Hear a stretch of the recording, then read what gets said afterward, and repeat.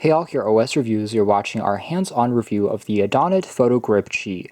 Adonit is a brand that you've probably seen making graphic art tablets and styluses, but recently they've branched out into more and more accessories. Just a few months back, we checked out the original PhotoGrip, which we really liked. It sells for $40, and it's a physical selfie grip for your smartphone and converts it into more of a point-and-shoot DSLR-like experience as far as the ergonomics are concerned, because it adds a physical grip and also has a selfie key that's a mechanical button that you can remove and use as a kind of Bluetooth key as well. And of course, it features a standard tripod mount, so it's pretty handy. Now, the PhotoGrip Qi, as the name implies, just adds a Qi charging component. It has a 3000 milliamp hour capacity, so there's now a power bank built into the grip itself. It sells for $20 more at $60. Now, one feature that is missing compared to the original PhotoGrip is it no longer features that integrated stylus, so this was a bonus feature. However, it's not the most convenient design in the world,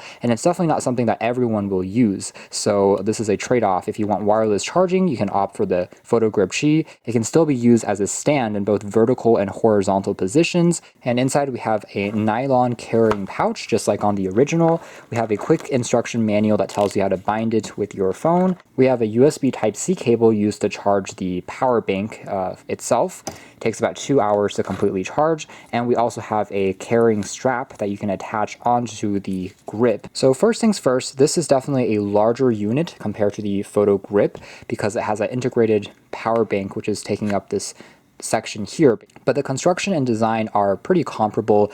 Again, we have some pretty striking colors. This one in cyan blue, which just looks extremely cool. It reminds me a bit of the Nextbit Robin smartphone with its vibrant color scheme. The soft touch rubber that's used for the grip here is also a bit more extra durable and thick compared to the original here, which was just dented in 2 places. This one here conforms to the shape of your fingers a little bit more naturally, so just super comfortable and nicely textured as far as this section is concerned.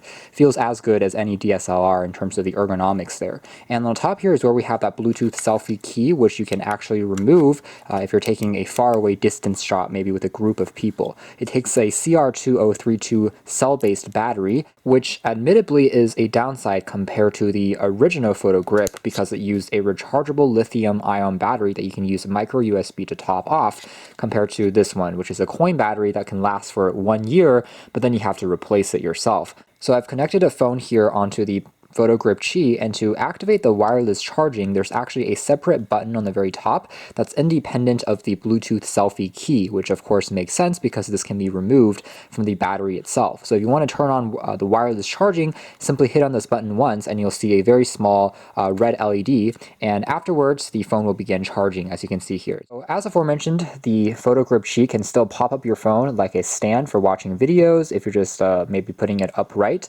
or if you're taking a selfie with the front camera, you can also leave it in this position. Same thing goes with the portrait orientation or the horizontal orientation. So you can pop it along like this and it still stands upright. I'm going to jump into the Bluetooth settings and just tap on the Adonit photo remote here, and you can see how the name here is a little different from the first generation, which was called the Adonit PhotoGrip. This one's called the Photo Remote, and simply begin taking images just by tapping on this button down below there, as you can see. Now, one thing I do want to see Adonit incorporate maybe in a next generation model is to make the key 2-stage. So a 2-stage camera shutter means that you can half press to focus and all the way down to take the shot.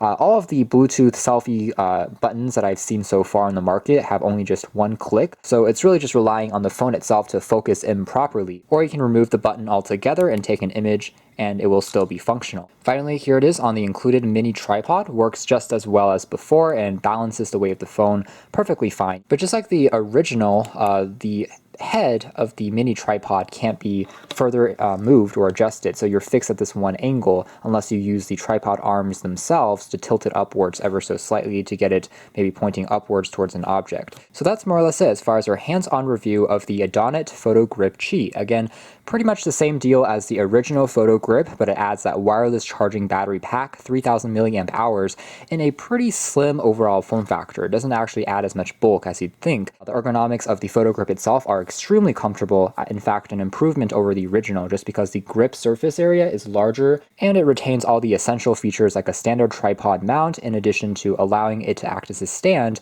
for taking images or even watching videos. So at the end of the day, I think it's a pretty attractive and very ergonomically designed smartphone camera accessory that can really improve the feeling of taking images with your phone, especially since most smartphones these days don't have a physical shutter key. You can check out more details in the links down below, but for now that's been our video. Thanks for watching here at OS Reviews. That's been the Adonit PhotoGrip Qi.